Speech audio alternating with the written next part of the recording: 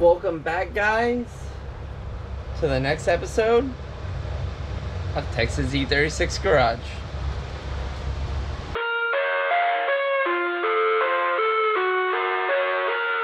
Guys, as you saw in the last episode, video, whatever, we unboxed the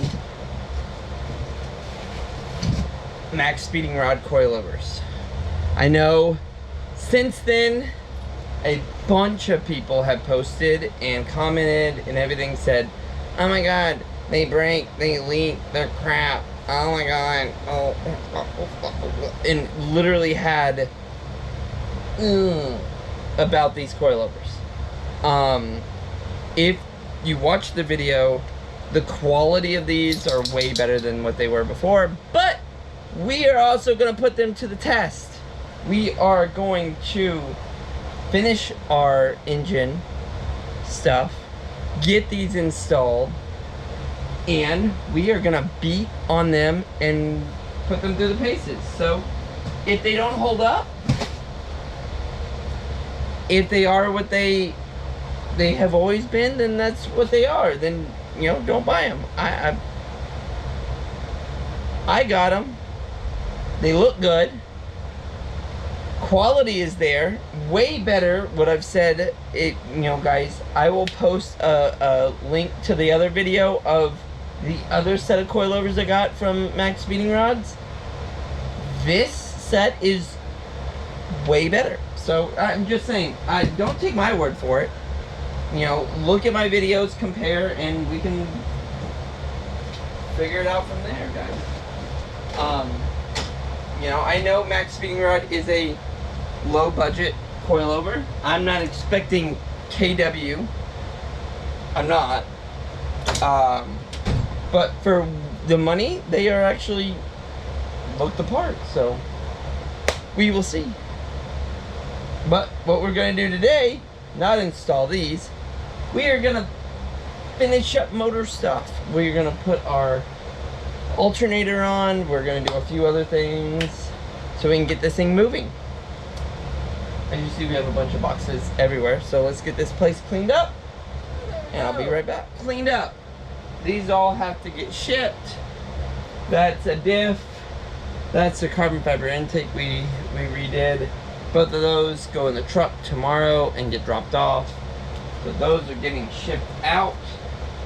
But we are back. We have our alternator, which we found. Remember, we lost it, but we found it. So we found it. We have it. So we need to do that. Need to put that in. Then we can put our belt on. Hook up our coolant hoses that are just sitting there,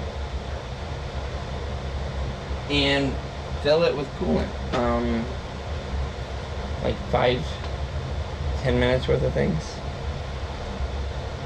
Let's get to it. Well, my ADD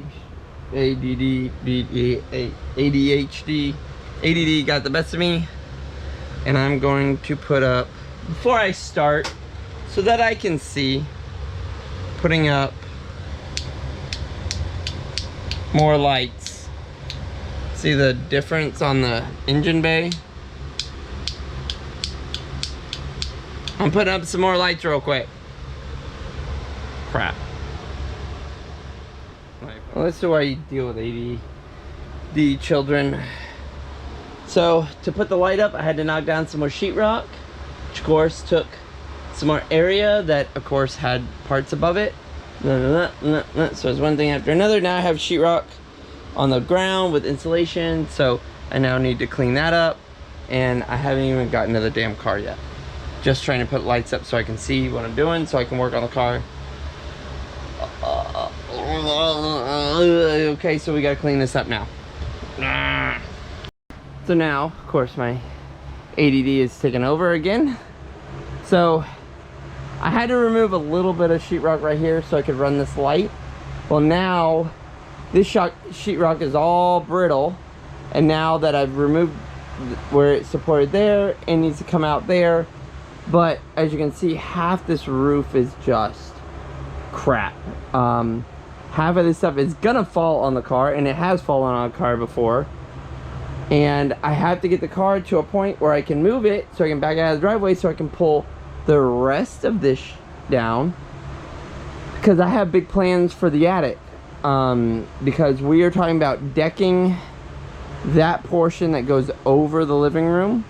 So we're gonna deck that portion, build a wall to kind of isolate the garage from the rest of the attic so that I can store everything that's above here. So guys, I have like an entire E36 above this garage in fenders, back seat, dashes, wheels, tires, bumpers, door panels, hoods. Like it's insane what's up there.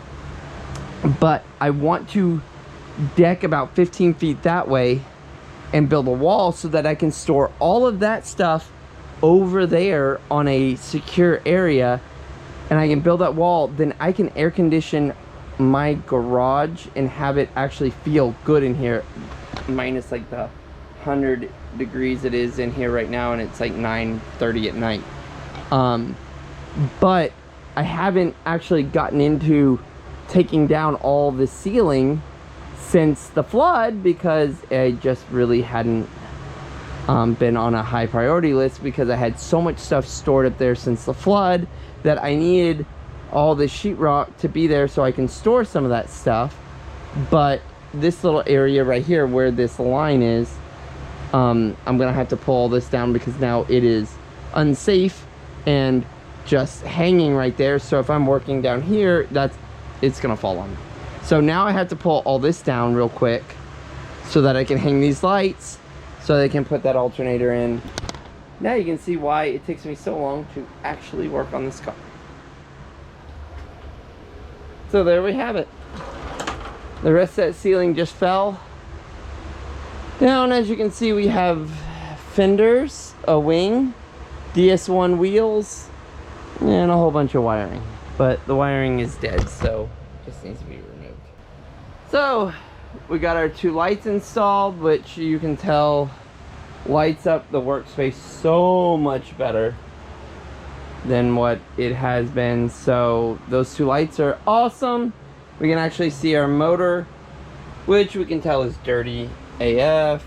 But let's get our alternator installed and put down there and get it going so we can get our belt on so that we can finish up this portion of it and then move forward.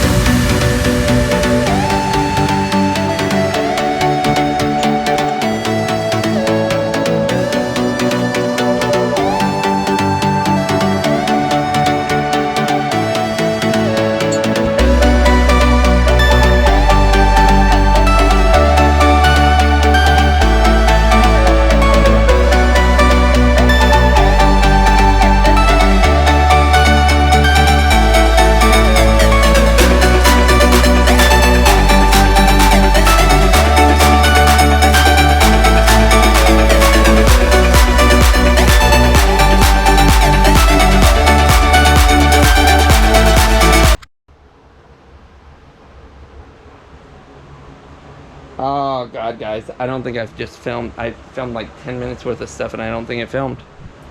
Oh god. So we have our coolant hoses hooked up, our alternators hooked up, our serpentine belt is on. Yes. So question for you guys. We have our Mishimoto overflow tank. It goes right in like this area. I really want to move it over here to this area right behind the headlight, where our reservoir for our power steering is. If we move it over here, which I don't see there's any issue if we make a custom bracket and mount it there, other than, you know, we plan to run open throttles with just filters, so like an intake going down would, it doesn't matter. Our hose for coolant goes right there. That would be right in that area. Anybody actually move it over here? Because I know the Euro radiator has the coolant tank on this side. but I'm not 100% sure if that works there. I don't see why it wouldn't. I had the coolant tank way back there, the E30 style, where it's the highest point of the entire system, and it worked great over there. Just don't know if it being right here and kind of like that location, it may have to move forward a little bit because of the cap and stuff, but let me know what you guys think. We are literally super close to being done with this, like where we can start it and kind of move it. It may idle like crap because we don't have our hooked into the actual intake box and stuff with the math and blah blah blah, but we plan to run open throttles anyways with a link ECU, which we just found out that Rapid Racing Development that provides this intake kit actually sells the link ECU with a bass tune for this car. So that is our next major purchase. That's what we want to do, guys. So we're working with them to get a link ECU so we can get this thing started with open throttles and just a map sensor, so we can eliminate all that crap and just run some cool little filters on this and be done. But thanks guys for watching. Like, comment, subscribe. I know my ADD got the best of me for the ceiling and the lighting, but it's something that needed to be done so we could actually work on this and see, and better for filming. So guys, we are done for the day. I will see you next video. We need to get this thing on the T7 Max Peating Rod coilovers so we can test these out. We need to get the motor done so we can rip on that suspension, to let you guys know if that's even something that you guys want to consider. Seems like a good coilover, but we will see how that actually runs and holds up and rides. So see you guys next video. Hopefully next video will either be the starting of this or the installation of those coilovers. Either one, we'll figure it out. I don't know yet, but stay tuned. I'll see you next video.